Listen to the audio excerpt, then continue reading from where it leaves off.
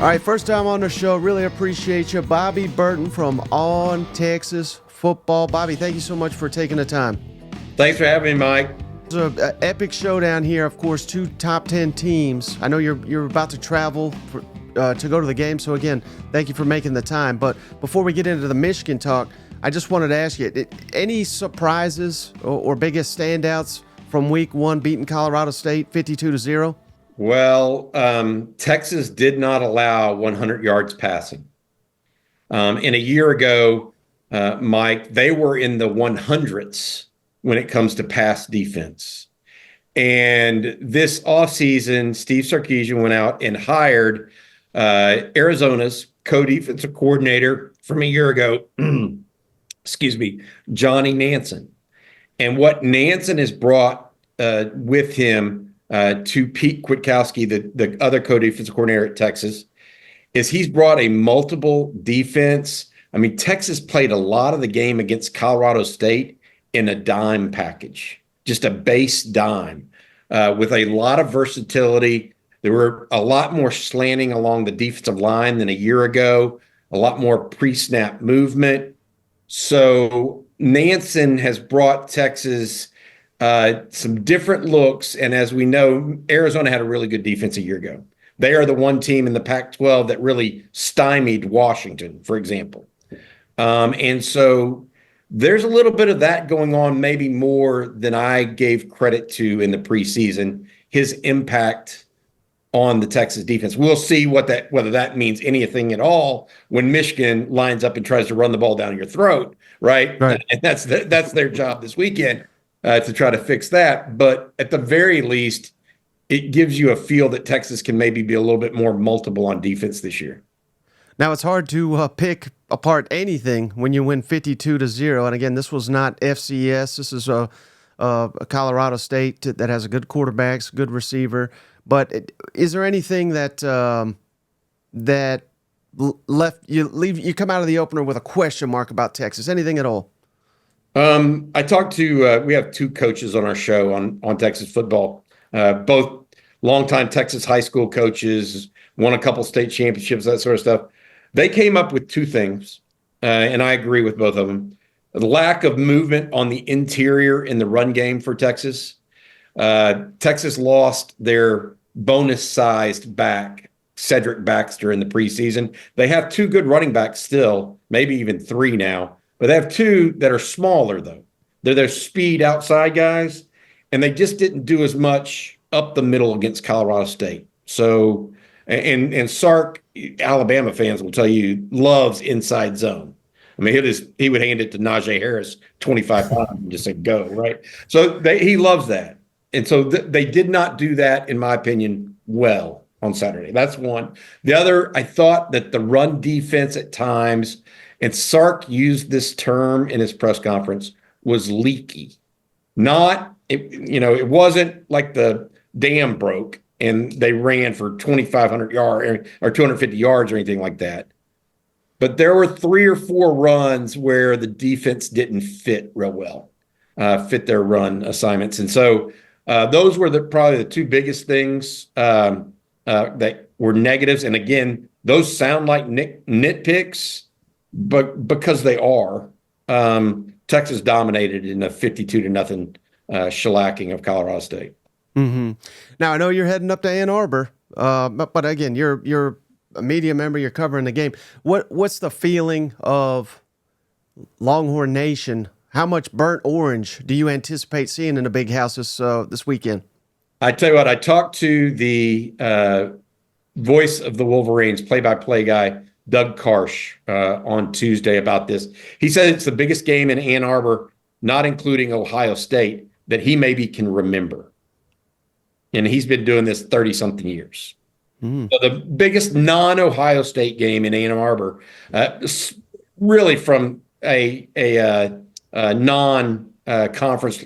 I'm sure Notre Dame was a hard ticket, but he said it's the hardest ticket that he's seen. The prices are skyrocketing.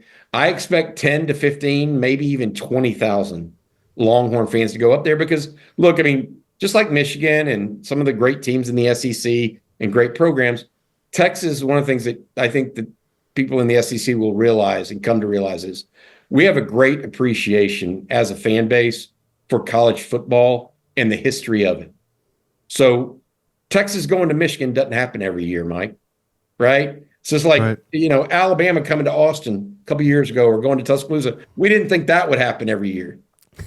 We like and want to be a part of that, and the fans want to be a part of it. And so it's a big piece of what being a Texas football fan is, trying to get to these games. Now, of course, not everybody can make it, but I think there'll be 10, 15, 20,000 there supporting the Burn Orange. Who do you think has more motivation, though, for the matchup? Is it Michigan? I mean, as strange as that is to say, defending national champs, but I think any non-Michigan fan is probably going to be picking Texas to steamroll them, or maybe not steamroll, but comfortably win it, or Texas going on the road. I think you could make the case that maybe they even deserve to be number one if they really put a shellacking to Michigan. So who do you think's got the motivation edge? That's hard to tell. Texas is favored in this game by 7.5. Started off a 3.5 point spread. It's moved up to 7.5. I mean, that tells you what the folks in Vegas think, at least. I'm not so sure that Michigan doesn't have more of a motivational edge in this one. I'll tell you why. We're still good despite our head coach leaving. This is our first big test since we lost Jim Harbaugh, since we lost every assistant on defense, since we lost our quarterback and our starting offensive line. This is a gut check for them if they take it that way. I'm not sure they will. I mean, they've won 23 straight at home. So take that for what it's worth.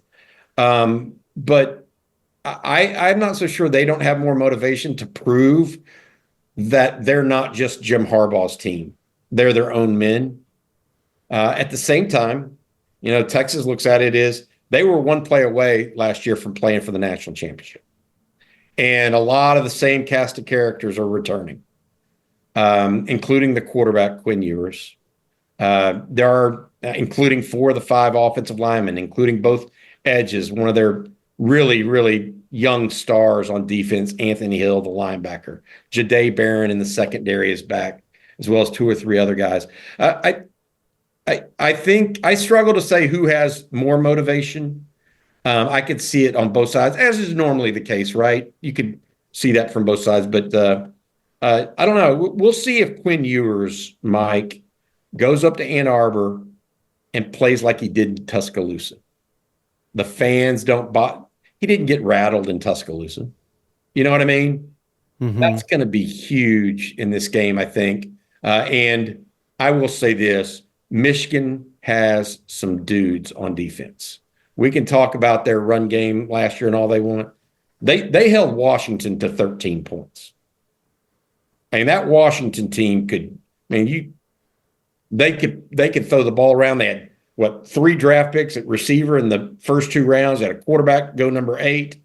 They had 2 offensive tackles selected. The center's now starting at Alabama in a transfer. I mean, they had dudes all over the place.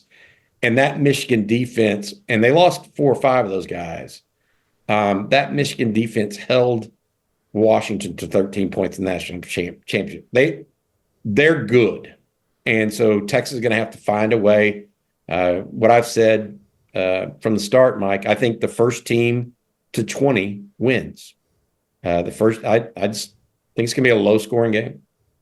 Is it too overly simplistic, though, Bobby, to say a low-scoring game favors Michigan and a high-scoring game favors Texas, or would you disagree with that? Well, I would definitely say a high-scoring game favors Texas because they're used to putting up high scores. Michigan, not so much when the game's tight. Michigan's not used to a high-scoring tight game.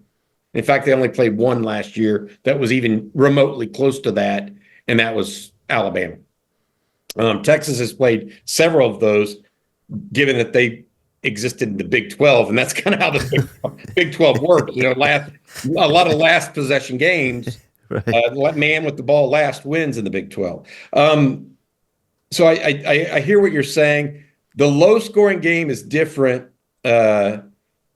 because I will say this: Texas has a tremendous field goal kicker. Now, I think he's second team preseason All SEC behind the guy that Alabama got from Miami of Ohio that won the Lou Groza last year. I don't know if a low scoring game favors either of them. I don't know.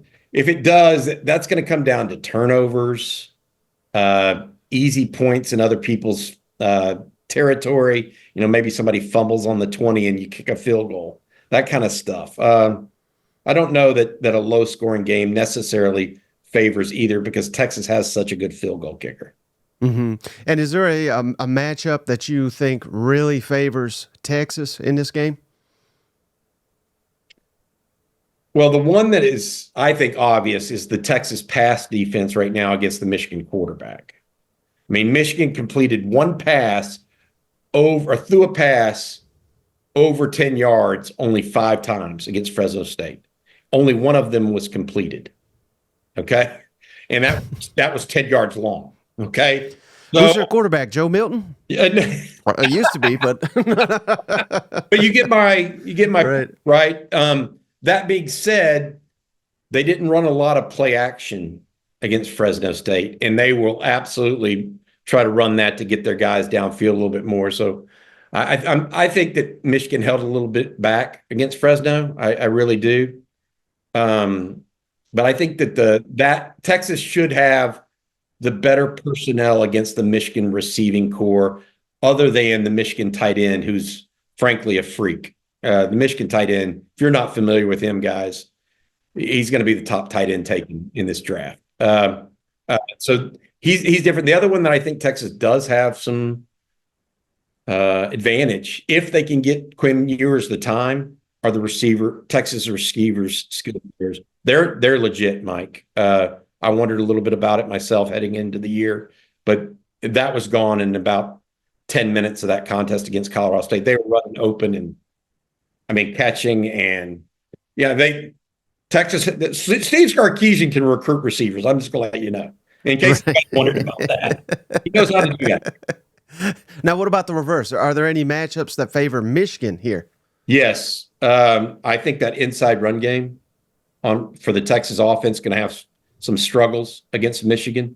Not only does Michigan have a great front four, they have a transfer from Maryland at middle linebacker that they think might be as good or better than Junior Colson, who went in the second or third round to the Chargers. So I think that they have a distinct advantage, despite Texas returning 4 or 5 starters on the offensive line.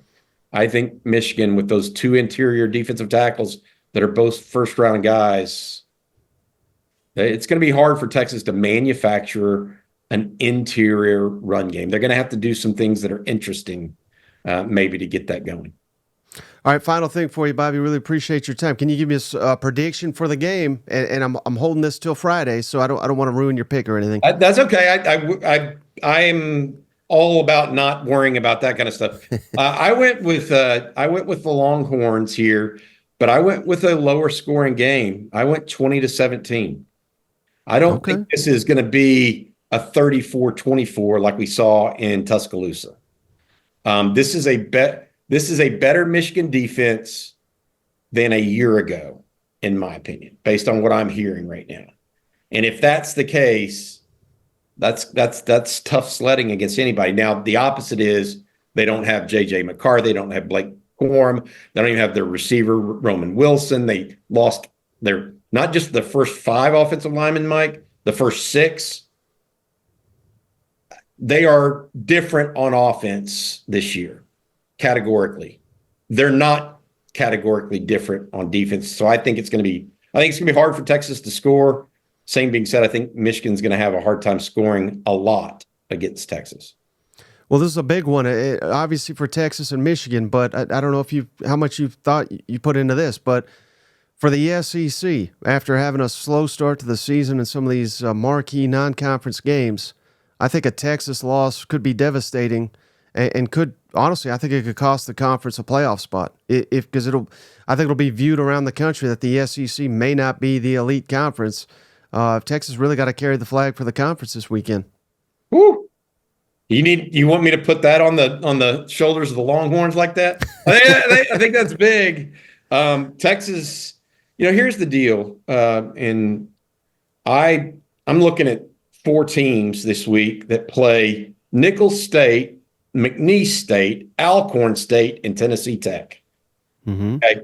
Texas has not played an FCS team ever. And my comment to that was some of those teams need to play some different teams. At least Georgia went out and played Virginia Tech, or excuse me, Clemson and Vandy, right. Virginia. But I don't know. I mean, A&M played Notre Dame, LSU played USC. You can't go back to play Charleston Southern. Go find somebody else that you can play. That's just mine. Well, it's funny you say that. The hopes of the SEC on the University of Texas in week 2 before they even play conference game. Well, Oklahoma's they're on board. They're playing Maine later in the season, so they're on board with the SEC scheduling. Before you go, Bobby, can you tell my audience, how can they follow you? How can they find your show? Yeah, absolutely. Just visit us on YouTube or on podcast. It's called On Texas Football. It's On Texas Football. We're the largest YouTube show and podcast covering the University of Texas. And we love what we do and try to build a community, not probably unlike what you do, Mike, as well. So I appreciate you guys having us.